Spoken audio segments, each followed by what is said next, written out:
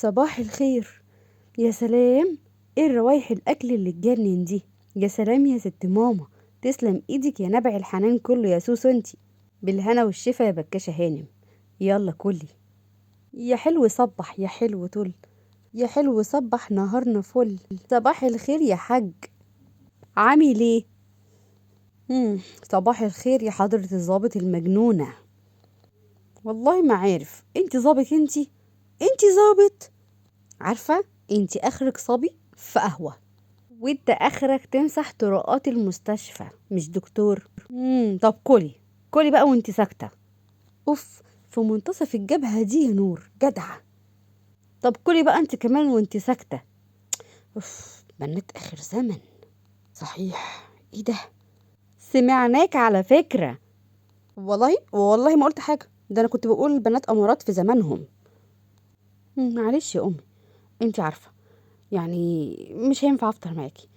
ساعات بيبقى عندي شغل كتير، وساعات ما بيبقاش عندي شغل خالص. فانا وحظي والفتره دي انا مضغوط في الشغل، فسامحيني. مش عارفه اذا كده ابوك لواء، يعني تقدر تدخل وتخرج زي ما انت عاوز، ومحدش اصلا هيقولك حاجه.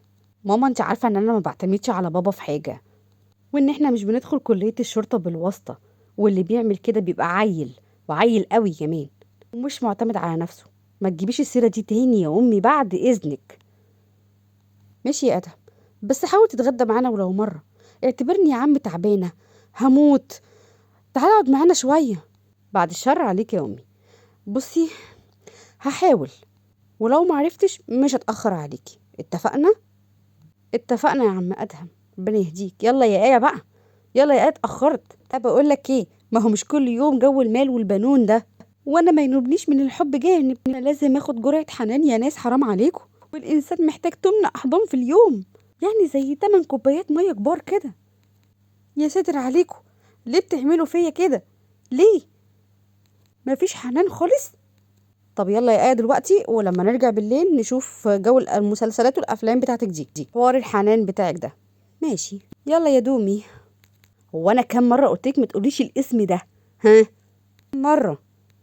خلاص خلاص يا عم، انت هتاكلني زلة لسان يا جدع. في ايه؟ جدع؟ بقيتي بنت انتي؟ في بنت تقول جدع؟ والله انا حاسه انك اخويا مش اختي.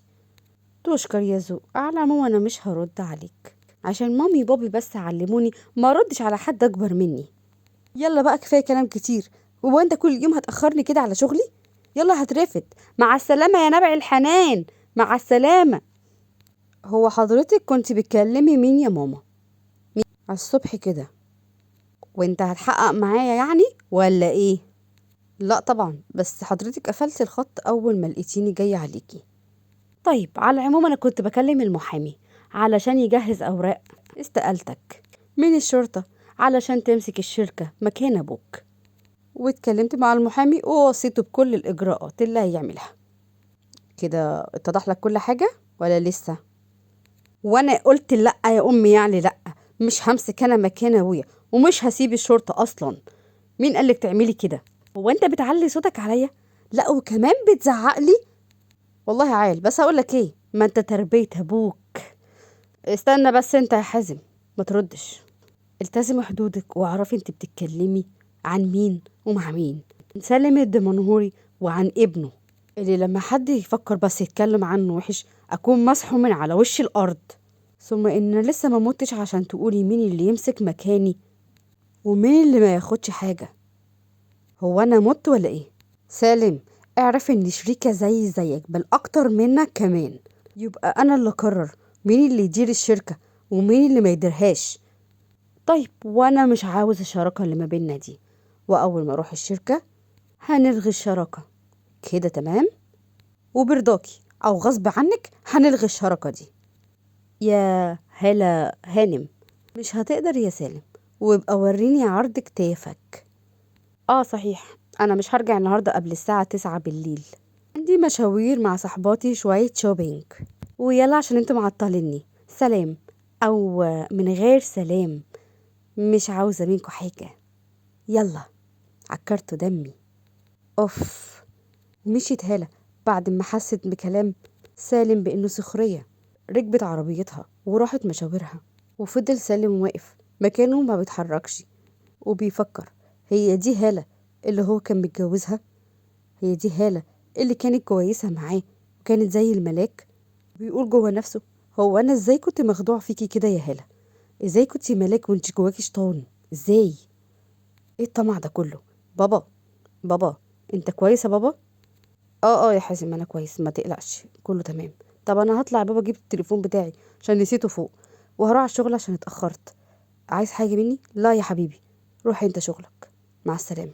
دي لحازم عشان يجيب التليفون بتاعه، بس سمع صوت عياط جايين من اوضه اخته ندى، فقرر ان هو يخبط عليها وفتح الباب ودخل.